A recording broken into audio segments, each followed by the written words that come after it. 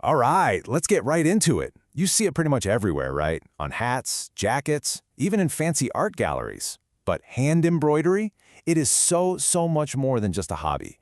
It's really an ancient language, a way of telling stories that we've been using for thousands and thousands of years. So today, we're going to decode some of its secrets, from its unbelievable history to the lingo that really brings it all to life. Just let that sink in for a minute. The simple act of decorating fabric with a needle and thread is one of the oldest forms of human expression we've got.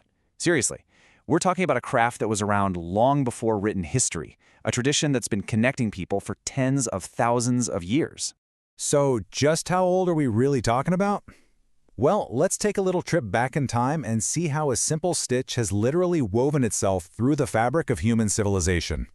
Yeah, you heard that right, 30,000 BC. Archaeologists have actually found fossilized bits of hand-stitched and decorated clothing, boots, hats, you name it, from all the way back then. It's staggering to think that our earliest ancestors weren't just making clothes to survive, they were taking the time to decorate them, to make them beautiful. And this timeline just lays it all out. I mean, from those very first prehistoric stitches, embroidery becomes this huge status symbol in ancient civilizations.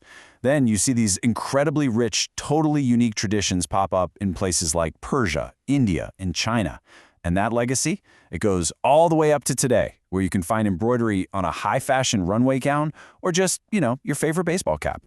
This quote, this really hits the nail on the head, because embroidery is like a mirror. It reflects the culture and the world around it. For example, traditional work from cashmere, it often has those famous chinar leaves. Meanwhile, embroidery from southern India might show the incredible gateways of their temples. It's like a visual diary of a place and its people. Okay, so how is all this amazing art even made? Well, it actually comes down to some surprisingly simple tools, and they all revolve around one single, crucial principle: tension. Let's take a look. This right here is the absolute golden rule of embroidery. If your fabric is loose or saggy, your stitches are going to be all uneven and the whole design can get warped and wrinkled. Getting that fabric stretched out drum tight is the first and honestly the most important step to making your work look clean and professional. So, how do you get that perfect tension? You use a frame, or what pretty much everyone calls a hoop. Honestly, people use the words interchangeably. It's such a simple but brilliant little gadget. Just two rings, one fits inside the other, and they clamp the fabric in between, holding it perfectly taut so you can stitch away. And it come in all sorts of materials and sizes, usually from about 3 to 12 inches across. You'll see them made from classic wood or more modern plastic, but the goal is always exactly the same: give you a smooth, tight surface for your needle and thread. Now, when you get into really big or professional level projects, you kind of graduate from the hoop to what's called an ada.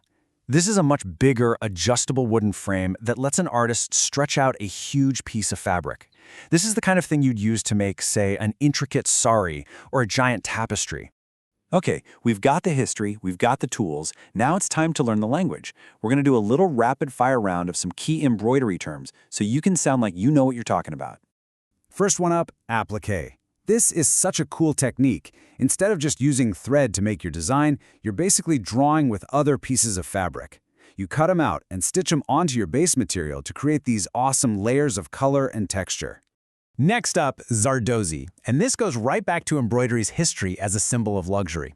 Zardozi is this stunning, super intricate type of metal embroidery, and historically they used real gold and silver threads. It was pretty much the ultimate way to show off your wealth and status. All right, let's talk about backing. This stuff is the unsung hero of any good embroidery piece. It's a layer of material, sometimes called a stabilizer, that you put on the back of your main fabric. It gives it crucial support and stability, and it's what stops your stitches from pulling or wrinkling the cloth. And if you want to get a little more technical, let's talk about GSM. This just stands for grams per square meter, and it's basically the fabric's weight class. The higher the GSM number, the heavier and denser the fabric is. Knowing this helps an embroiderer pick out the perfect needle, thread, and backing for whatever they're working on. Of course, no craft is perfect from the get-go. So let's look at a couple of common problems that embroiderers run into, and then we'll get into the crucial final steps that take a project from flawed to absolutely flawless. So here's a super common frustration: gapping. You know when you're trying to fill in an area with color, but you can still see little bits of the background fabric peeking through. Yeah, That's gapping. It totally disrupts the design, and it's usually a sign that your stitches need to be a little bit closer together. And then there's the other big one, puckering. This is the absolute enemy of a smooth, flat surface. It's when the fabric gets all wrinkly and bunched up around the stitches, and 9 times out of 10, it's a tension problem. Either you pulled your stitches way too tight, or the fabric wasn't stretched properly in the hoop to begin with. And all that brings us to the final bit of magic, finishing.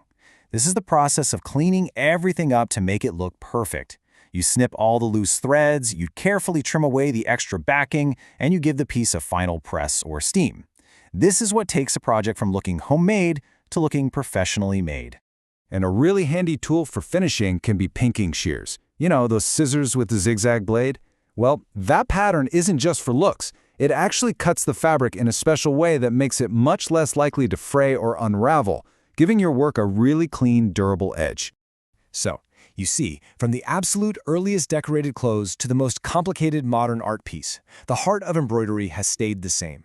It's all about using a needle and thread to leave your mark, to add a bit of beauty, and to tell a story without ever having to say a word. We've seen how embroidery has been a record of culture, of nature, of status for tens of thousands of years. It's a totally timeless way to express yourself.